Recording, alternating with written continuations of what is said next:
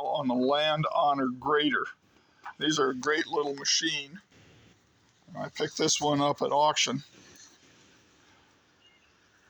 So the setup on this is a little complicated, and the book doesn't exactly tell you what to do. To hook this up, there's two sets of plug-ins. You want to go this side, the cab side. D, W, and L are not supposed to be on the cab side. They should be on the front. But once I set them up and plugged them in, started using it, I found that I laid this push button to my left, and I never looked at the actual buttons, because what you do is you activate your thumb switch right and left. So if I push up, I do my thumb switch left or right, going up and down. And I think that was actually right and left on it. But anyway, I never went back and changed them because it didn't really matter. I was doing this without looking, and I would use my thumb switch to use it. So I only use one key on each one, rather than go back and forth while you depress your thumb switch. So that's how that worked for me. Now the second thing was hooking up electricity. These are supposed to hook up to your machine to a 12-volt system. What I did was, they don't give you enough distance really to do it, so I had to splice it in. Used a red line for the hot wire for the positive, so I'd know. And then my genius invention was to take a ratchet strap and hook on an old milk carton and put a battery in it. And the battery was one that had screw-in posts. You can see right there. And I just took this old bell wire and that I spliced onto it, and then I tie it on.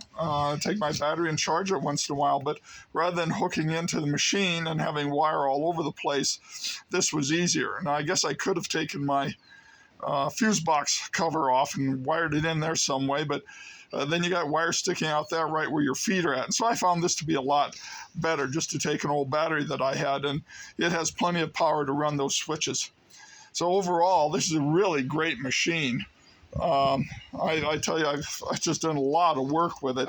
You got to be careful of hitting rocks or posts or things like that, because it doesn't have a shear pin. Some of these are made with a shear pin.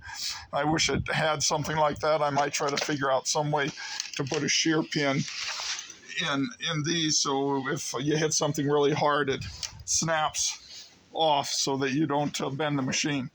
Overall, but for hooking up the electricity, it was a really simple system. Like I said, I just put that keypad inside, and then I run my thumb switch right or left when I push one of the buttons down to do what I want. There is one adjustment, and this adjustment tells you on your hydraulic flow pressure. When I first got this, it was I thought a little bit too strong. So I ratcheted the pressure down so that it wasn't quite so fast in moving the cylinders. And I wouldn't suggest not going, and I have a big skid loader here, an L334. I wouldn't suggest going over 1,500 RPMs. You have too much pressure, and plus you go too fast. So if you hit a rock or something, it may bend your machine up a little.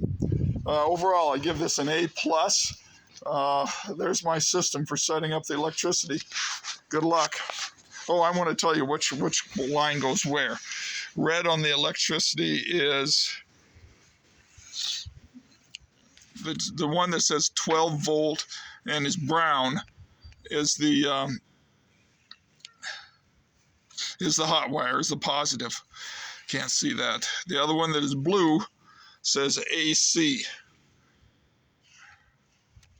I think it says AC. Or is it DV? I don't know.